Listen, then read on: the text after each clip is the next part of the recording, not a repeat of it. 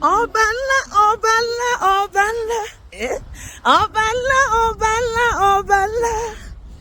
Jésù mi máa tóbi lọ́ba ṣùgbọ́n Jésù mi máa tóbi rábàtà òun lọ́ba ńlá. Ọba ńlá ni ọba ńlá, ọba ńlá, ọba ńlá, ọba ńlá, ọba ńlá, ọba ńlá. Jésù mi máa tóbi lọ́ba àgìdìgbà. Jésù mi máa tóbi rábàtà òun lọ́ba ńlá. Ọba ńlá lọ́lọ́run wa, ọba ńlá lọ́lọ́run wa ní Jésù mi o. Àtàrà rẹ̀ kárí ayé o, ọba ńlá lọ.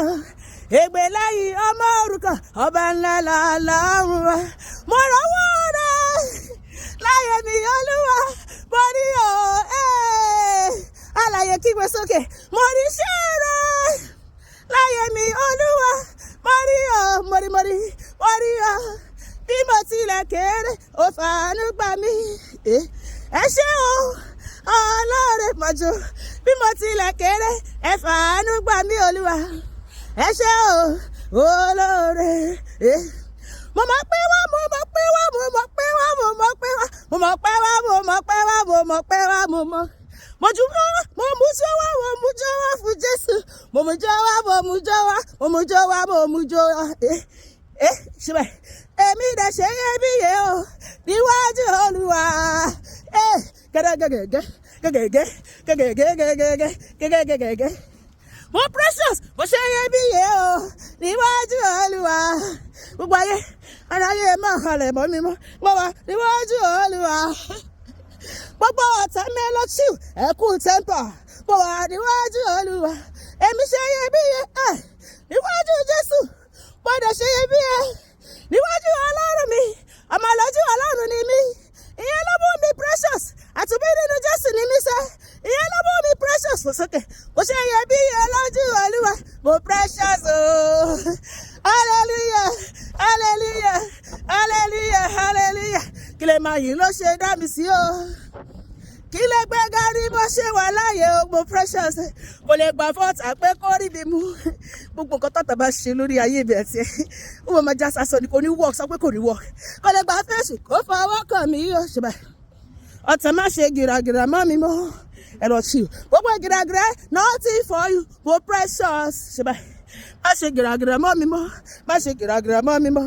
Má ṣe gìràgìrà mọ́ mi mọ́. Má ṣe gìràgìrà mọ́ mi mọ́. Mo ní Jésù.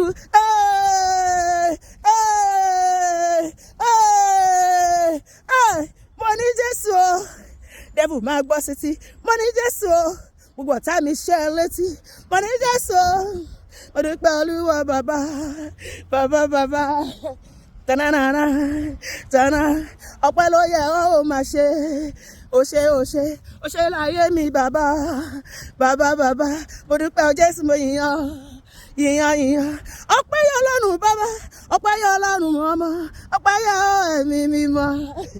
Ọba tó wà lẹ́yìn mi tí ò jẹ́ kéṣù orí mi gbé. Ó tẹ̀tì mí lẹ́yìn lójoojúmọ́.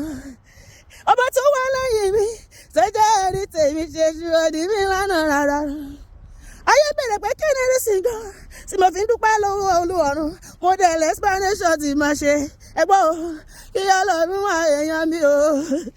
Ọpẹ́ ló yẹ Jésù títí láé.